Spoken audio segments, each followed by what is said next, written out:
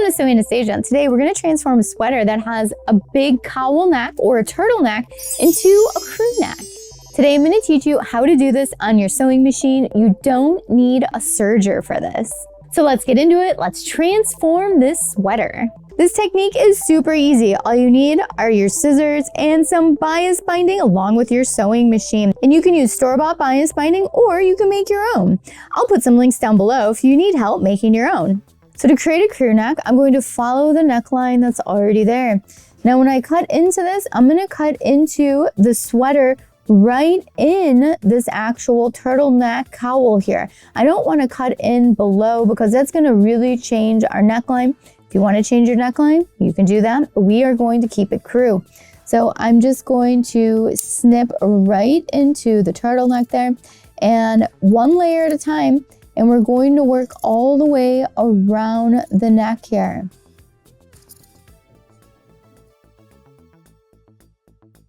And I'm going to turn this so I can continue. So I'm just working all the way around the neck, right above the neckline where these two here are connected together. Looks like I've got a tag in there. It's okay, we can cut through it or remove it. Looks like we just missed it. There we go. And now we have a crew neck, but our neck is all frayed. So we need to fix that problem. If you had a tag and back like I did, you should seam rip it off because it's going to get in the way. So I removed mine and now it's time to get your bias binding. Before we go into our next step, if you're enjoying Sewing Anastasia, make sure you like and subscribe. It really helps out the channel a lot. And if you want to learn more about sewing, make sure you check out the online and in-person courses. There's links down below. Now let's get back to the sweater. So I have my bias tape here and you can see that both of the edges are folded in. I'm using single fold bias tape, which is 5/8 of an inch wide. I think 5/8 single fold is great for a sweater because sweaters are bulky. So we need a little extra to play with. So I definitely wouldn't go smaller than this. We're gonna start by placing the right side of our binding on the right side of the shirt. We're gonna start at the shoulder and I want you to leave about an inch hanging off of the shoulder towards the back. And we're going to open up the fold closest to the edge of the neckline and we're going to pin this all the way around the neckline until we get back to the shoulder we started with. So when you put the pins in, just make sure your binding's open and you're coming in and back out on the piece of binding. So that way you're holding it to the sweater. Now you don't need to put a ton of pins, but maybe every couple inches just to keep it in place. And this is also gonna help prevent you from stretching it out while you're sewing later. Now our bias binding is a little bit stretchy, but we don't want to stretch out the binding while we're sewing. Otherwise, we're going to get a wavy neck. Now our sweater is stretchy and the binding is going to hold it in place so that way the neckline doesn't stretch out and get all funky.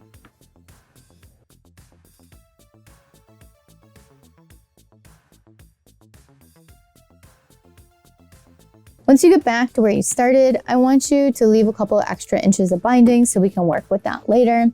And just put a final pin in close to the shoulder. So now you can see I've got the binding pinned all the way around. Now we're ready for the sewing machine. I have my stitch length set to 4. I'm using my regular foot and I'm going to sew about 1/4 of an inch away from the edge of the sweater and the binding.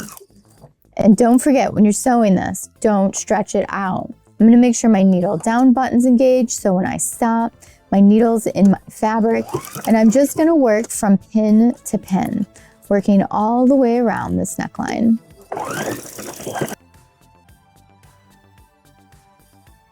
Now, since the edge here can be a bit bulky, you might need to hold it down or lift it up and reposition it just to get that perfect stitch. So like I said before, we're making sure we're stitching about 1/4 of an inch away from the edge, just keeping it all flat and working from pin to pin.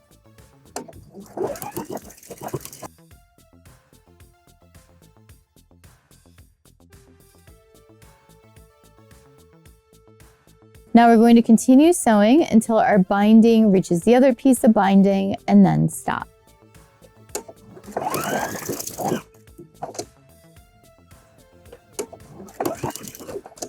Add a few back stitches. Let's take it out. So now your neckline should look something like this with the bias tape sewn all the way around the neck. Now we need to connect these bias tape ends, and if you're used to connecting bias tape, you can fold it on a 90-degree angle, sew on the bias, and then you'll have a beautiful connection. If that doesn't make sense to you and it feels confusing, you can just take it and fold them so that way they are flush with each other, and then sew right across both pieces so that way they're connected. I'm going to do that method today just to make it super beginner friendly. So both pieces of the binding are on top of each other, and I'm going to sew them together. And you can leave them folded. Just make sure they're nice and lined up. So it should look something like that. And now I'm going to cut off most of the excess, leaving about a 1/4 inch seam allowance, and then clip your threads. Get all your threads out of there. So now you should have the edges of the binding there sewn together. So our bias tape is making one complete circle around the neckline. And now we're going to flip the sweater inside out to work with it. Now we're going to take the binding and we're going to flip it to the inside. So the whole piece of the binding is on the inside, but if you have any real thick areas like I do right here, we are going to cut these down first. So we want to get rid of some of that bulk. If you have a really bulky seam there from the sweater, as long as you're not cutting through the seam that you created with the binding, you can cut off anything beyond that.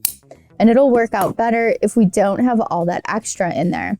So now you can see when I fold that over, it looks so much smoother. So now we're gonna fold this to the inside and pin it down. Now that I have the bulk cut away from my neckline, we're folding this binding to the inside, leaving this original folded edge folded under. We wanna leave this edge folded under so we have a nice clean edge when we're folding it over. And then we're gonna pin this all the way around. You wanna make sure the binding's not popping out on your neckline. The whole piece of binding should be on the inside of the sweater here.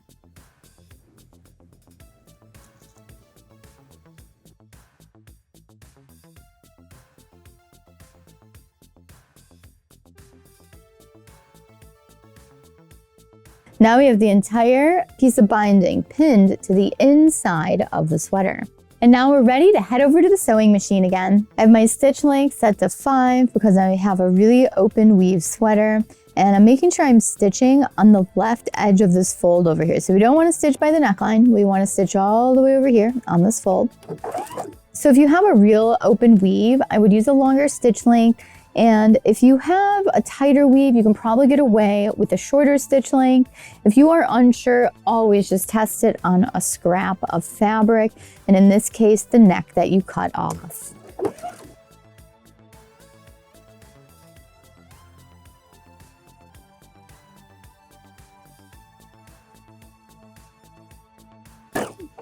When you get back to where you started at a shoulder seam, make sure you add a few back stitches, just a couple, keep it nice and neat.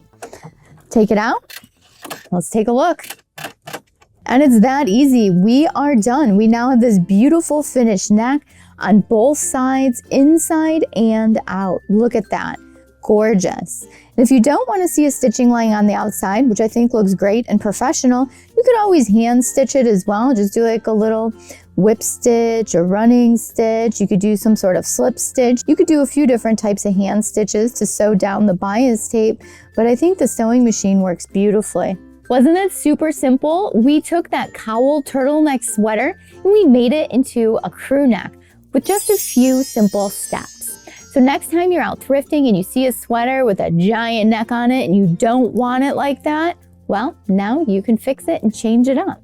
Thank you so much for watching Sew Anastasia today. If there are any other upcycles for sweaters you'd like to see, leave it down below in the comments and I'll add it to my shooting list. If you enjoyed the video today, make sure you like and subscribe, and don't forget to hit the notification bell so you know when all the new tutorials come out. And if you're already a subscriber, thank you so much for watching today. These videos are for you guys.